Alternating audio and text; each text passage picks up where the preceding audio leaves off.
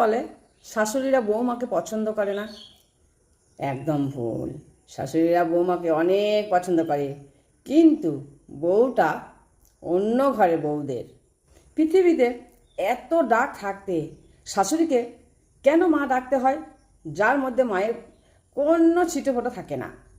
শ্বশুরবাড়িতে এসে বুঝলাম অন্যায় না করলেও আমি অন্যায়কারী, দোষ না করলেও আমি দোষী, সত্য কথা বললে আমি অভদ্র, উচিত কথা বললে আমি বদমাস। মানে শ্বশুরবাড়িতে মেয়েদের কোনো শখ থাকতে নেই। দিন শেষে যত যাই করুক না কেন, দোষ সবসময় ঘরের ওই বউটারই হয়। সে ভালোই করুক আর মন্দই করুক, ভালো করলেও দোষ আর মন্দ করলেও সেই দোষ। বউদের শ্বশুরবাড়িতে কোনো শখ করতে নেই, শখ বলে কোনো জিনিস রাখতে নেই। যেটাই করবে, ভালো কাজ করলেও দোষী দেবে, খারাপ কাজ তো করতে